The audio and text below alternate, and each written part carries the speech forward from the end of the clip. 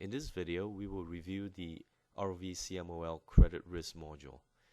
When you get started with the CMOL software, click on Credit Risk or ERC, Economic Risk Capital tab, and here you will see a Global Settings and a Results tab. Now to get started, what we did was we loaded an example so we can actually follow along.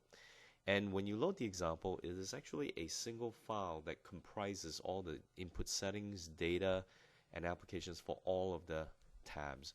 Now, as an example, at the bottom here you see a model, and we have saved 3 different sets of models. Okay, manual default set, example 1, 2, and 3 to get you started. So, for instance, when you want to get started, you can select as many categories as you wish to model. Each of the categories provide a simple name, provide a loss given default probability, a percentage in this case, and select a credit type, whether it's a retail, residential, revolving credit, other credit, or wholesale, corporate, sovereign bank. And these categories are per Basel II and Basel III requirements. So just follow along the different steps. So that's step 1, for instance. And to facilitate our video, I'll just double click to recall a previously saved model in this profile. Here you see that there are 5 categories of overdrafts, discounts, documents, personal loans, credit cards, other loans, and so forth. And each of these categories will have a 75% LGD. That would be step 1. Step 2, it will allow you to manually enter your data, which is what we highly recommend. In future versions, we will allow you the ability to paste from multiple sources of data, for example, data sets and loading up from text files and so forth. But for now, we'll just do a manual data entry. In step 3, define the probability of default, exposure default, and value at risk settings. So PD, EAD, and VAR. Remember, you've already set up the LGD up here. So the credit VAR percentile typically is 99.9% or 99.95. It's entirely up to you. So put that value here as appropriate.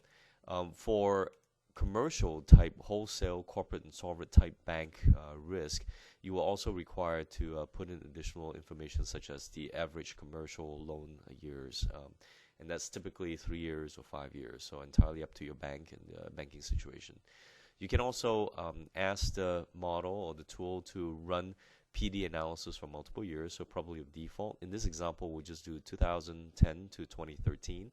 So that comprises a 4-year time period in this case. And finally, step 4, you can save the model and data. You can save just the settings, your setup here, or you can save the settings and the analysis results. So give it a name and hit save or save as, and you will have the series of data, settings, and so forth saved on this list. For example, if I save this as example model number 4, I'll do a save as, and there you have it. It's down here, listed down here. You can move this up and down as appropriate, depending on, for example, sometimes you may have certain months or certain years being saved as example data sets, and you can arrange them appropriately using the up and down. You can also edit, delete, or save any changes to an existing model. And remember that these models, you can save as many models, as many data sets as you wish on here. Once you've done that, remember to do a file save, because a save will save the entire profile, which means all of the data sets, all of the results from the entire software, okay, as a single encrypted file. So once you're done with this, let's recall back example number 1 by double click on it. If I click on results, you see the set of results calculated. So again, from 2010 all the way to 2013 in reverse chronological order. In this case, there are only 4 rows.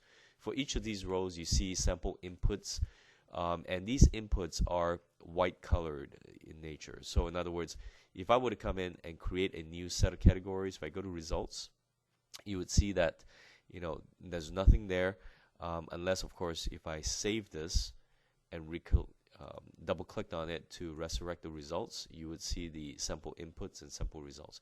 Anything that's gray in color cannot be overwritten. So these are a set of results that's calculated. For example, the total default percent and the probability of default. But anything that's white in color can be overridden. For example, I can put in something like 80%. And if I click on update, it would update the calculations. So remember to click update when you're done, copy pasting the data in or entering the data itself. So for instance, in the overdrafts, discount documents, personal loans. So let's take a look at the overdrafts category. There are 4 years. Number of clients or number of open cases that occurred in that year, and the number of defaults in this case. So 80 defaults out of 1,077 indicates a 7.43% PD historically. So for the 4-year average, you've got an average PD of 6.35%. Loss given default was an input in the previous global settings page for all these different categories.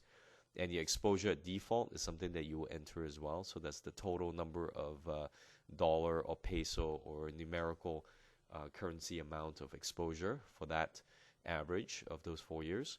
Then what it would do is the software will calculate your expected losses, your economic capital, EC, risk-weighted average, or RWA, the delta CAR at 8%, which is required by Basel II and Basel III, regulatory capital, and a reminder of what the Basel credit type is. In this case, is revolving credit.